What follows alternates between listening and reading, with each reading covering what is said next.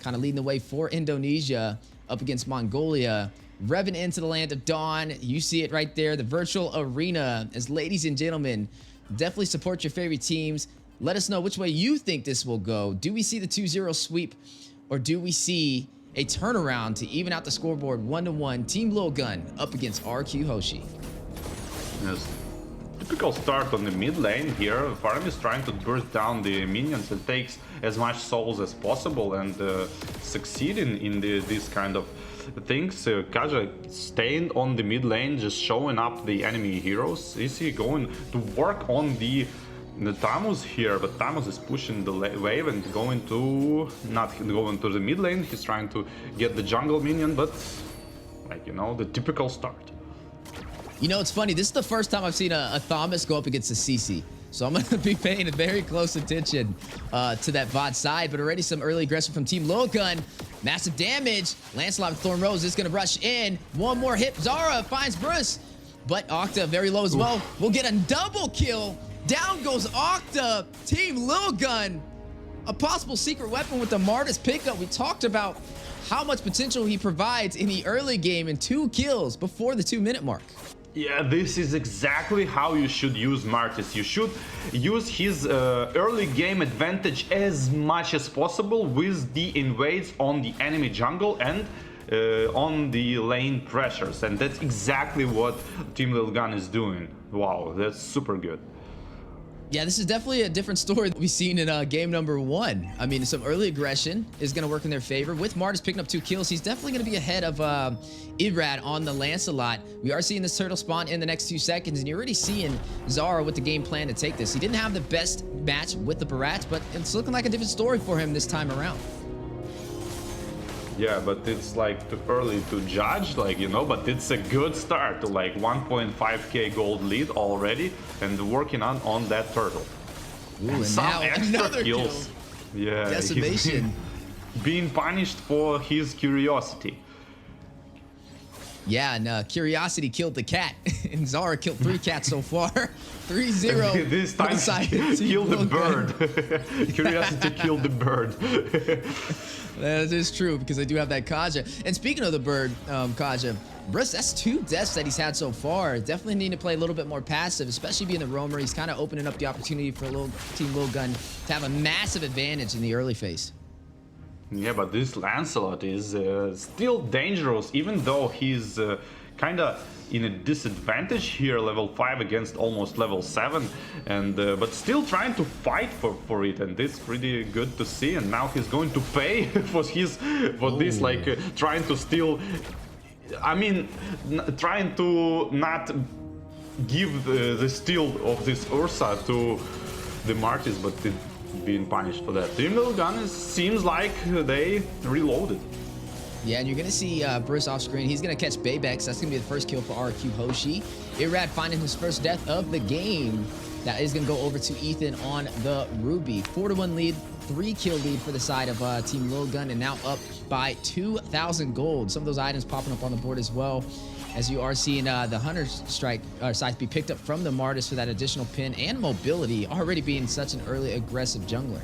But look on the farm table, the Beatrix is dominating actually Ixia with that quite good gold lead at this point, and there's going to be a deciding factor, the fight, when Beatrix is going to join the fight and maybe burst somebody. Yeah, you see Baybex did pick up that corrosion scythe, so it'll be a little bit of slow alongside the Thomas. On top of that, looks like Skylar is going for that Blade of Despair. I mean, I did see a Legion sword over there, so that may be possibly what he's trying to build up. It's going to be a little bit of a higher pricey item to be able to pull off, but once he gets it, it'll definitely deal some massive physical damage. Next turtle has been spawned in, though, and it looks like Zara is going to go in for it. He was able to take the last one and get a kill on top of it, and it looks like RRQ HOSHI won't be able to contest. Yeah, they absolutely won't be able to contest, and the red buff is probably going to be pressured as well. I want to mention a good dodge, the Ruby's ultimate on the Lancelot second skill, but didn't quite result anything.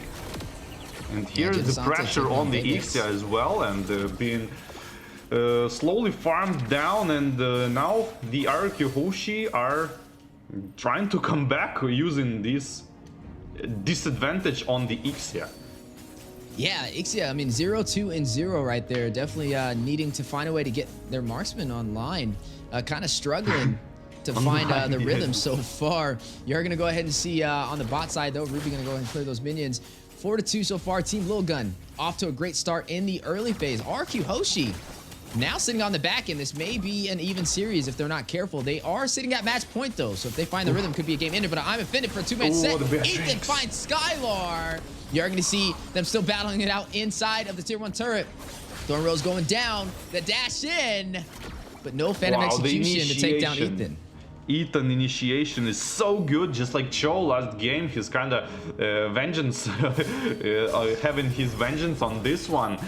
But prioritizing the most important target, which is Beatrix, ulting plus flicker and immediately follow up with all his team. And this is a bad news for RRQ HOSHI might be.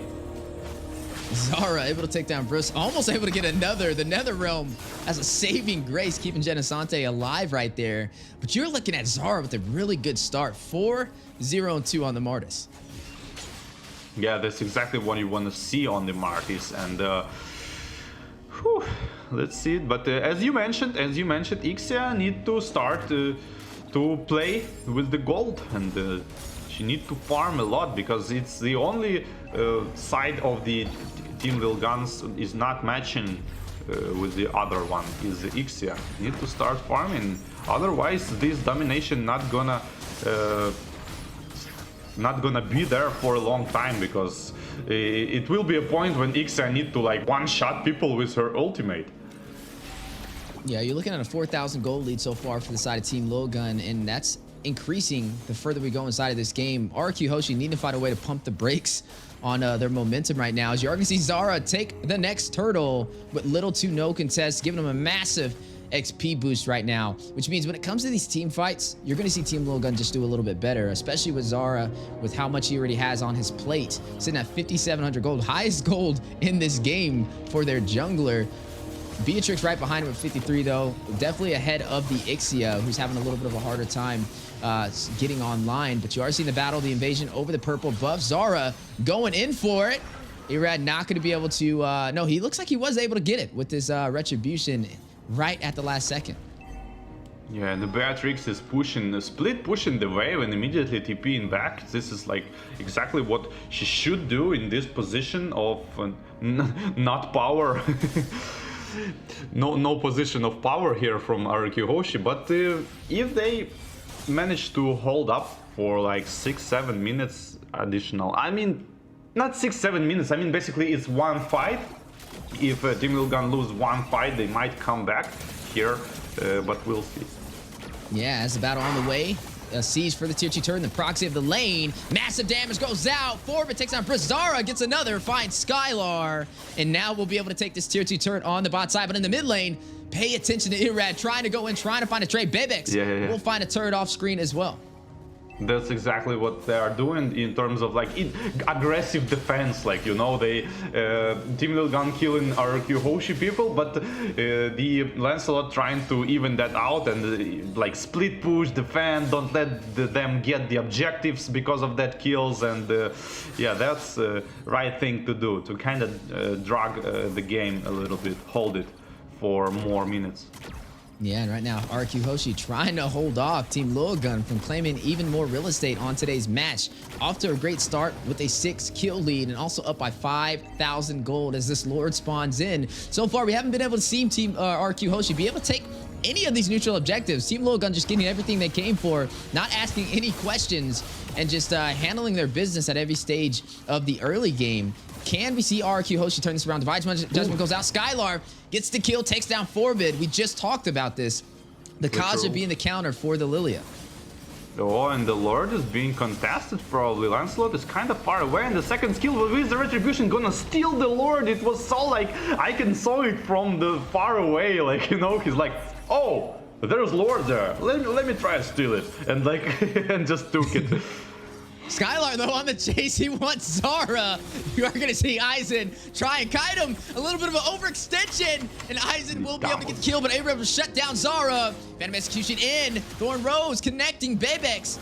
15% HP, will make his way back into the tier 2 turret.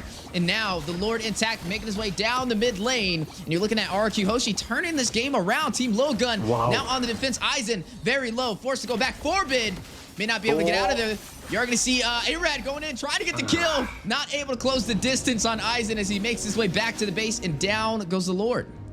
Ethan was a little bit hesitating with his ultimate because he cashed Lancelot with his second skill and he should ult immediately afterwards, but he ulted like a little bit longer, so it opens up a window for the Lancelot to dodge with the second skill, and that's exactly what he did. Yeah, you see, he was definitely on the chase. It was funny watching Skylar trying to chase down a kill, getting punished over there by Aizen, and then the same thing with Irad trying to find Aizen on his way out. Neither side able to kind of close that distance. But so far, 10-5. Even though RRQ HOSHI is behind in kills, they are now leading the way in terms of turrets, and the gold has almost equalized for both sides. Team LILGUN up by 1,000, but in terms of map control, it is now favoring RRQ HOSHI. Yeah, I absolutely agree with this one. I'm just wondering why Team LILGUN keep doing the same mistake. Like, they not focusing the heroes. They like going for these like 50-50 lords. I don't know. Ooh, but this match is not 50-50 with this engagement on the side. Skylar will find Aizen on the 4v2. Ethan left by himself to pick up the pieces, and they may go in to take this turret. Ethan not really in a position to contest, and it looks like Skylar is going to seize this opportunity. Skylar already 2,000 gold ahead of Bebex. Yeah, and the double ultimate on the Beatrix just to follow up Kaja's ultimate, Divine Judgment, and like so synchronized. Like as soon as Kaja ult, there's like grenades are flying in, and the pistols are already being loaded, ready to follow up, and super fast kill. No vengeance for Tamus because it's impossible to use while being ulted with Kaja or Franco. And yeah, taking the full advantage out of that. And you are looking at the highest kills in the game so far, going over to Zara. Had a really good start on that Martis, now sitting 6-1-3 for the side of Team LILGUN. But on RRQ HOSHI, even though they're not high on kills, their synergy is definitely coming alive as we are now officially in the mid game. They don't have the high mobility that we saw in game 1, especially with that Benedetta rotating around and keeping Team LILGUN on their toes, but they're making up for it with their IQ. Conceal play has been called out though from the side of Team LILGUN, trying to rush in, trying to catch Genesante, but he puts on the skates and slides away, but hit over there by Ruby with the CC, and massive damage going out. Mortar coils from Zara, trying to get a decimation off, Phantom Execution in. Irad will find Ethan, gets a double, shuts down Bebex, a 2-for-none trade, gets that triple, on his way to a possible Maniac as Octa will be able to find one as well. Forbid all by himself, trying to get away. RRQ HOSHI on the chase. Can they get him? No. He's gonna sandwich around. Irad not letting him go, showing no mercy. Black shoes though, a massive play to be able to escape the full team of RRQ HOSHI as they're now going in for a possible game ender. They have minions and only one member to go through, but Ethan will spawn in time for some additional CC. Do they try and close it out here? I'm not sure if they can pull it off, and it looks like they are now going to shift their focus onto this Luminous Lord. Wow, what a turnaround, like. And Lancelot was kind of reminding me of this game, like checkers, you call it, right? When he was jumping on the minions, it was like like that kind of stuff. I will say Irad is thirsty for the kills. The way he's rotating around, the way he pathed over into the inhibitor turret to try and box out Forbid from escaping, but the black shoes at the last second to wrap back around into the inhibitor for the mid lane saved his life right there and avoided a full wipeout in a game ender. That could have been everything out for Team LILGUN as they're currently sitting 0-1. If RRQ HOSHI closes this game out with this Luminous Lord, it will be a 2-0 sweep, and they will have a big advantage for Group Stage A. Yeah, Radis definitely want to like give them taste of their own medicine because of the early game. Like every time is invading his buffs, every time like harassing him into the jungle, and now they gonna pay for it. Yeah, Team LILGUN backs against the wall. Everything to lose right here if they're not careful. RRQ HOSHI, Viva RRQ, as they are alive right now and doing well. 10-10 on the scoreboard, but down goes the Lord. Some great defense from Team LILGUN, but now stripped down to only the base crystal and no inhibitors. Yeah, the RRQ Hoshi being able to defend all of the attacks of the team LILGUN. Only 3 towers are down, and the mid lane, like most important tower, is still up. And RRQ Hoshi maintain their composure and not nervous and under the immense pressure Team LILGUN putting on them, and gathering their thoughts for this like final counter attack, and they did it quite good. Just like waited for some items, I guess. Yeah, now they have all the lanes synced. It looks like they're going to go in for the close. They don't have the Lord, but no worries. We have the minions and the damage. Massive play. Big Arm fitted set, though. Baybex will find Octa. Forbit takes down Bruce. A turnaround. Team LILGUN on the defense. Phantom Execution out. You're going to look at Irad doing a quick 180. Not going in with what they came for. RRQ Hoshi, a little bit of a miscalculated play right there. And Team LILGUN able to turn it around. I mean, RRQ Hoshi damage every single target for like 20-30%, maybe even lower, but they should like... They was damaging everyone instead of like trying to focus priorities. They thought they can kill all of them, but damage wasn't there in when you put it like that on the every single person you can see around you. And yeah, now they go into defend, and the Team LILGUN has a small window to actually come back and maybe potentially 5 versus 4 somebody. But Kaja is running straight from the base already. 10 seconds for the Lord, and it's going to be 5v5 on the Lord. Ooh, but the aggressive play, Genesante caught in the middle, uses the Winter Truncheon, but not gonna be able to hold him off. Second saving grace, Immortality, been procced, and he goes down. Zara with the decimation, 1 member falling for RRQ Hoshi. And now you're seeing some heavy focus in the mid lane. Luminous Lord spawned in, and Team LILGUN with the advantage of numbers. Wow, insanely good, you know, the freeze into the immortality, and on top of that, Faramis tried to ult, but he actually like slipped a little bit, and the ult didn't proc on him with the immunity effect. It might be enough to survive for the counter attack, and the ultimate Divine Judgment goes into Martis and trying to follow up on Beatrix with the damage, but it's not enough. And now Martis is gonna keep working on the Lord. I don't know it's a good idea or not, but Phantom Execution going in, trying to get the Lilia, but not gonna happen because of that Ruby with the spoke on the drop against Assassins is so good. Yeah, Irad did fall though, so there's no retribution for RRQ Hoshi, and now a possible opportunity with the numbers from Team LILGUN to close this game out. Octa gets a kill, Zora takes down Skylar. That's gonna be a 2-for-2 trade so far.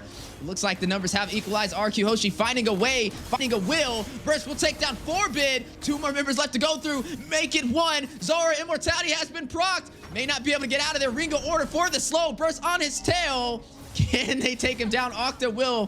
He will fall. That's going to leave Genesante in the base trying to close it out. Ethan left to defend against the 3-man team of RRQ Hoshi, looking for the 2-0 sweep. Aizen joining the party, gonna use that Cautered Inferno last minute, trying to hold him off. 25%, 5%, Viva RRQ as they get the 2-0 sweep out from Indonesia, taking down Team LILGUN from Mongolia in Group Stage A, Game of Futures 2024.